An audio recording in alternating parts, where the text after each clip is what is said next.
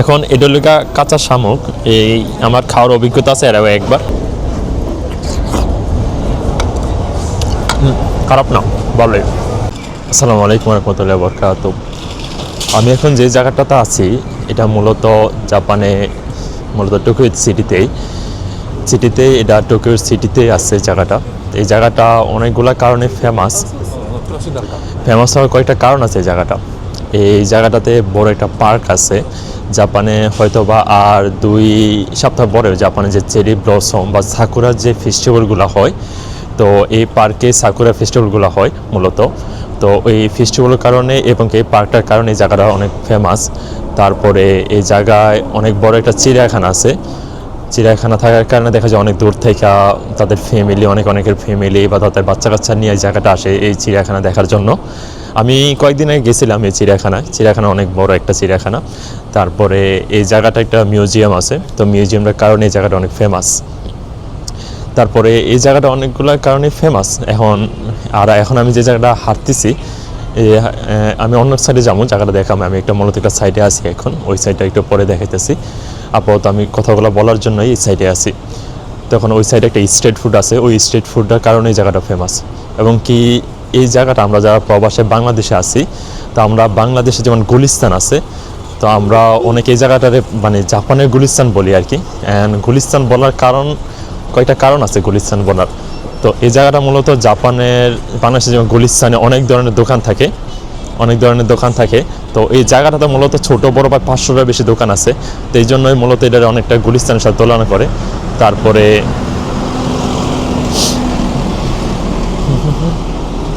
অনেক মানুষ আছে, একটু হাঁটতে সমস্যা হইতেছে, গাড়িও চলতেছে।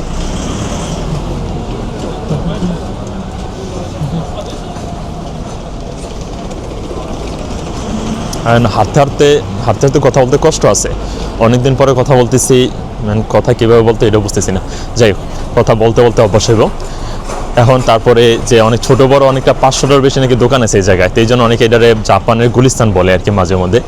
তারপরে গুলিস্তানে যেমন আছে একটা রিজনেবল প্রাইস, যেমন অনেক কম দামে অনেক কিছু পাওয়া যায়। তো এই জায়গাটা তো অনেক কম দামে অনেক কিছুই পাওয়া যায়, বা জাপানের বিভিন্ন জায়গার তুলনায় মানে এই জায়গাটা অনেক একটু কম দামে অনেক কিছু পাওয়া যায়। তারপরে যেমন গুলিস্তান অনেক মানুষের গ্যাদারিং থাকে, তো এই জায়গাটা অনেক মানুষের গ্যাদারিং আছে, বিভিন্ন ফরেন আছে, বিভিন্ন দেশের ফরেনার থাকে এই জায়গায়।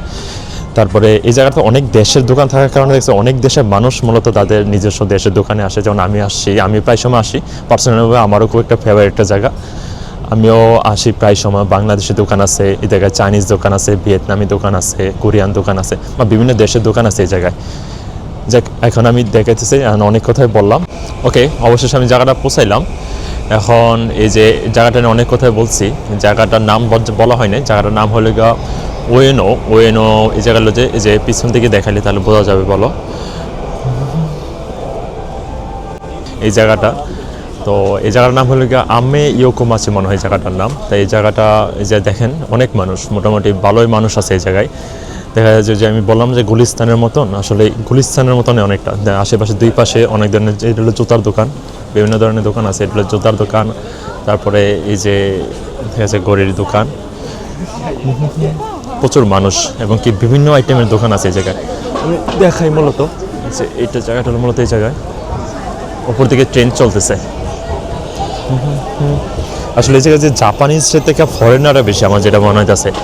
ফরেনার আসারও কারণ আছে, কারণ এখানে ফরেনার দোকানও বেশি। তো কি বলে, ফলমূলের দোকান, আপেল অরেঞ্জ কী আছে জানি না, মাছের দোকান হইলো, ব্যাগ জ্বলাইতেছে। আর এইগুলো হইলো গেছে কি বাদাম।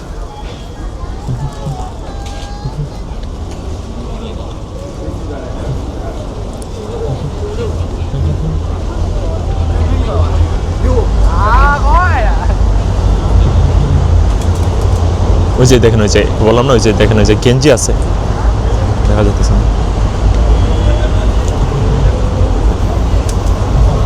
যে গেঞ্জি।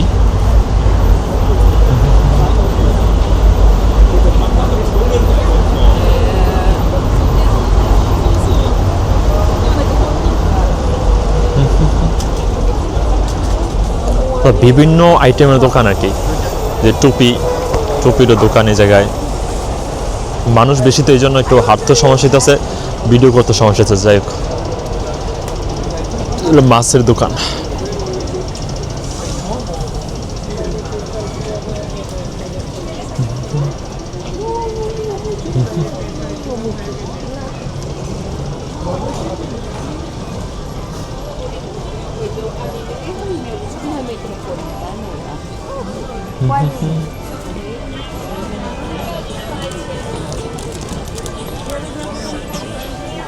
যেহেতু এই জায়গায় আসছি তো অনেক ধরনের খাবারের দোকান আছে মূলত, তো আমি ভাবলাম যে কিছু একটা খাই এই জায়গায় যেহেতু আসছি। তো এই জায়গায় একটা দোকান আছে, ছোটোখাটো একটা দোকান আগে দেখাই আমি যে এর একটা দোকান, এর জাপানিজ স্টাইলের দোকানটা মূলত, দোকানটা জাপানিজে। তো এই জায়গায় বিক্রি করতেছে হলো কি আপনার শামুক না বল, সরি গোমেনা সাই, যে বিক্রি করতেছে হলো শামুক আর কি, শামুক, এগুলো হলো শামুক, আপনার শামুক। আমরা ওই যে বাংলাদেশ আগে যেমন ধান খেতে বর্ষাকালে ধান খেতে শামুক পাওয়া যেত না বা পুকুরে পাওয়া যেত না, এগুলো হলো শামুক। এই যা ওই শামুক আমার খাওয়ার আগেও অনেক অভিজ্ঞতা আছে, আমার কাছে ভালো লাগে। প্রথম আমি খাইতে পারতাম না, তো এখন আমি মূলত খাইতে পারি এই শামুকগুলা। এবং এই শামুকগুলা বাংলাদেশে যেমন পুকুরে পাওয়া যায়, খেতে পাওয়া যায়, তো এই জায়গায় মূলত এভাবে এগুলো একটা প্রসেসিংয়ের মাধ্যমে অনেক ধরনের দেখা যায় ব্যক্তিরা এগুলোর প্রসেসিংয়ের মাধ্যমে এগুলো খাওয়া যায় আর কি। তো ভালো মধ্যে আমি শামুক খাই আছি, তো অলরেডি শামুক আইসা পড়ছে। এই যে হেরো একটু আগে আমি অর্ডার দিয়েছিলাম, এগুলো শামুক এখন এডলিকা কাঁচা শামুক, এই আমার খাওয়ার অভিজ্ঞতা আছে এরাও একবার। তো এখন দেখতেছি এটা খাইতেছি, এটা কী একটা লেমন সস আর হলো সয়া সস একটা।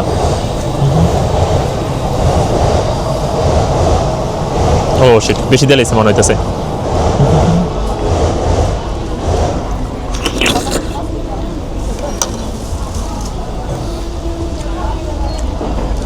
ও না, আমারও অনেকবার খাওয়ার অভিজ্ঞতা আছে মূলত কাঁচা একবারে, কিন্তু আরেকটা খাই, তুমি খাবা? আমি খাই ফেলি তাহলে ওটা, যেহেতু কাঁচা জিনিসটা